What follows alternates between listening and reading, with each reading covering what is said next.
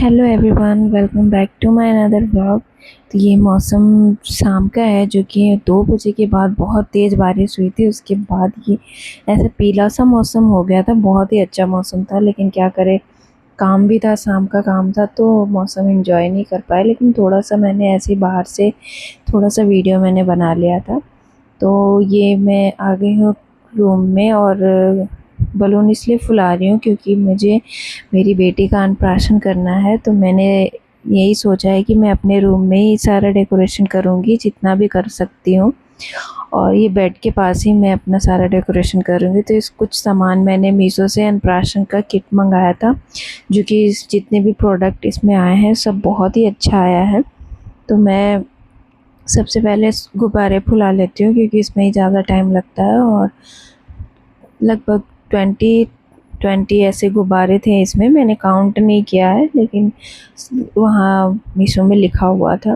तो बहुत सारे प्रॉप्स, बलून्स, लाइट और बहुत सारी ऐसी चीज़ें इसमें दे रखी थी, जो कि डेकोरेशन के लिए बेस्ट थी।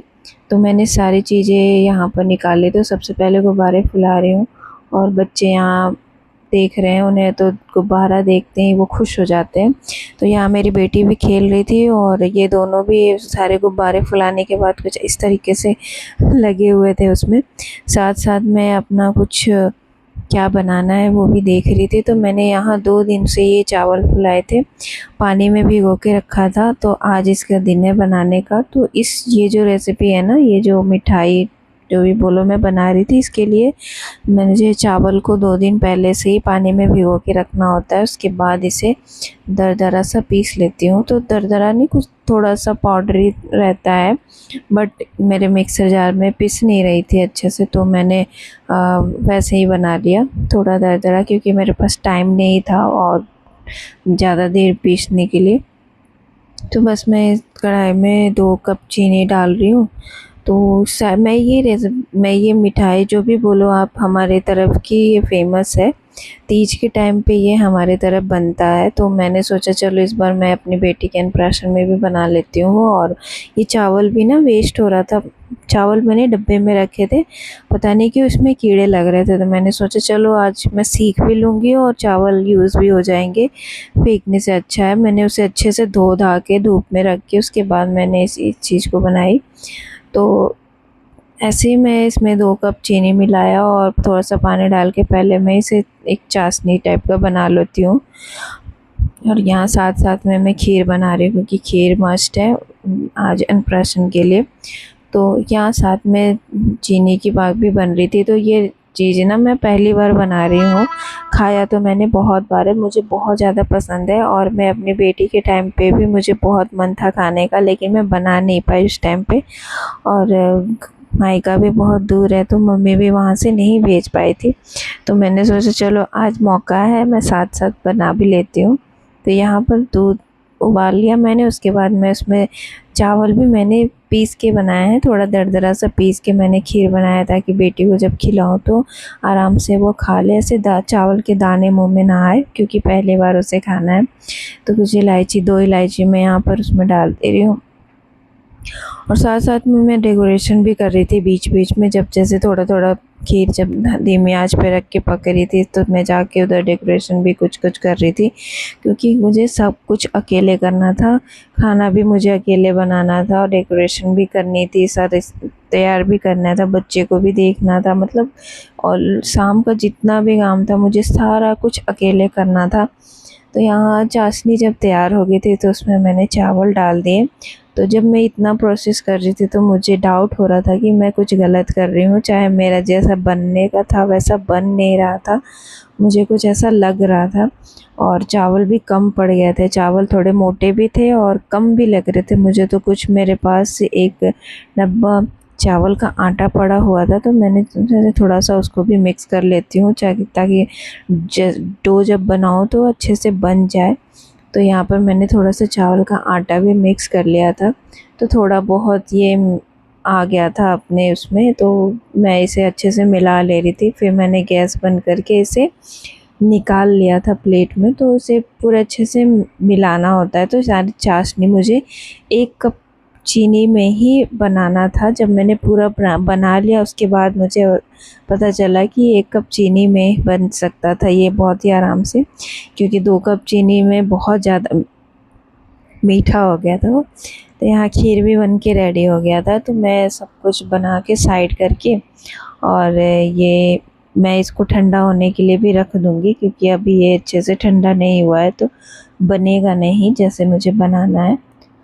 तो मैं इसे ठंडा करके साइड में रख लूँगी। उसके बाद मैं जाके फिर बेटी मेरी रो रही थी तो मैं साथ में इसमें हटाकर साइड में रख के फिर मैं उसे जाके सुला दिया। मैंने थोड़ी देर के लिए वो सो गई थी 5-10 मिनट के लिए। उसके बाद मैंने पूरा घर को साफ़ किया।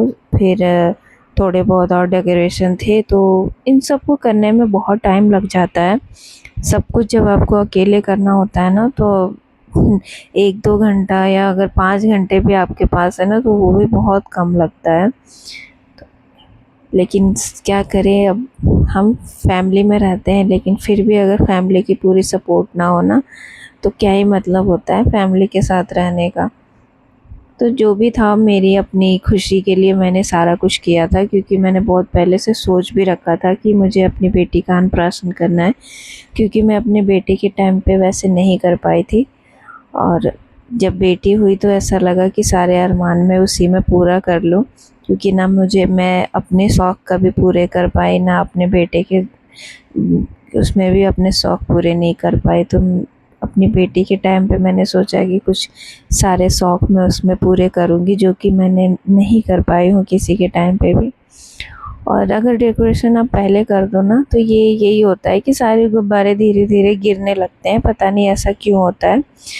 तो मैं उसे बार-बार ठीक कर रही थी और वो फिर बार-बार गिर जा रहा था। तो मैंने लास्ट में फिर छोड़ दिया। मैंने बोला जब लास्ट में जब फाइनल हो जाएगा, जब बेटी को अन्नप्राशन कराऊँगी उसके बाद मैं दोबारा से सारा चीज़ ठीक करूँगी।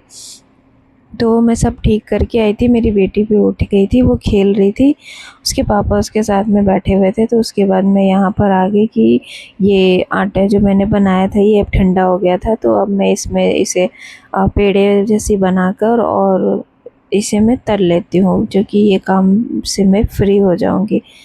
तो मैंने ये इस तरीके से मैंने थोड़े-थोड़े पेड़े बनाए पतले-पतले से, और इसमें सफ़ेद तिल लगाना होता है। तो मैं ये तिल लगाकर, और तेल भी मेरा गरम हो गया था तो इसे मैं साथ-साथ में ही लगाकर तल ले रही थी, क्योंकि पेड़े बना रही थी ना उसके बाद वो रखने के बाद चिपक जा रहे थे प्लेट में।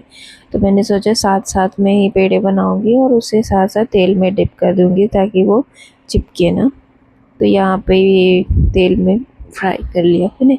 ज़्यादा कुछ मैंने मेन्यू नहीं रखा था, क्योंकि अगर सिर्फ खीर से ही मैंने सोचा अन्नप्राशन कर लूँगी कि उससे ज़्यादा मेरे से होता नहीं, मैं कर नहीं पाती हूँ। जितना मेरे से हुआ मैंने उतना किया। बाकी मिठाई वगैरह मैंने लेके आ गई थी, मिठाई थे, फल थे, और ये मैंने खीर बनाए थे और थोड़े से मैंने सूजी के हलवे बना लिए थे। मैंने इतना कुछ ही बनाया था, उससे ज़्यादा कुछ मैं नहीं बना पाई। और ये मैंने फ्राई कर लिया, या रेड सा जब ये हो जाता है ब्राउन सा तो ये पक जाता है।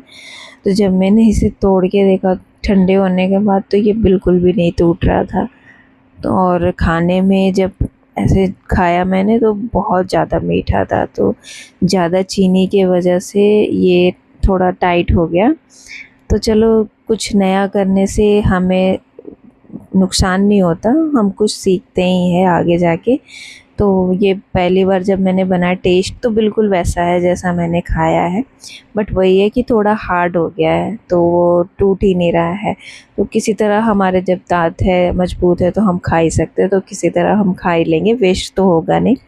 तो यहाँ सब कुछ होने के बाद फिर मैं आ गई थी, खाना वाना बना लिया था मैंने, फिर मैं आ गई थी यहाँ। बेटी का कुछ फ़ोटोज़ वगैरह लेने थे तो वो सब ले लिया सजा के, कटोरी में जो भी मैंने रखने थे तो सारे चीज़ रख के और सारा कुछ करके मैं यहाँ पर बेटी का फ़ोटोशूट वगैरह किया मैंने। उसके बाद दादा दादी उसे सबसे पहले खिला लिए, उन्हें खिलाया। उसके बाद चाचा आए खिलाने के लिए, चाचा चाची जो भी थे फैमिली में सब ने खिलाया। मैंने और किसी को बुलाया नहीं था, घर पे ही मैंने अपने अपने घर पे ही किया। मैंने ज़्यादा बड़ा सा भी नहीं किया क्योंकि उतना टाइम नहीं है और जितना मुझसे हुआ मैंने उतना किया। तो ये भाई भी, छोटा भाई है, वो भी खिला रहा है। तो यहाँ पर मेरे सारी चीज़ें कंप्लीट हो गई थी, फ़ोटो वगैरह सब कुछ ले लिया था मैंने। अगर फ़ोटोज़ वीडियोज़ आपको देखने तो आप इंस्टा मेरे मेंशन की हुई है आईडी में, बायो में, तो आप चेक ज़रूर कर लीजिएगा। लास्ट में मैंने चॉकलेट भी खिलाया बेटी को, तो बहुत ही आराम से खाया उसने और फ़ोटो भी बहुत अच्छे से खिंचवाया उसने, बिल्कुल भी नहीं रो रही थी। इतनी अच्छी प्यारे से स्माइल दिया इसने कि मतलब दिल खुश हो गया मेरा, सारे दिन की थकावट मेरी मिट गई। तो यहाँ वीडियो को एंड करते हैं। और कैसा लगा आपको मेरा ये ब्लॉग और बेटी का अन्नप्राशन कमेंट में ज़रूर बताइएगा, और वीडियो अच्छी लगी हो तो लाइक सब्सक्राइब ज़रूर कर दीजिए।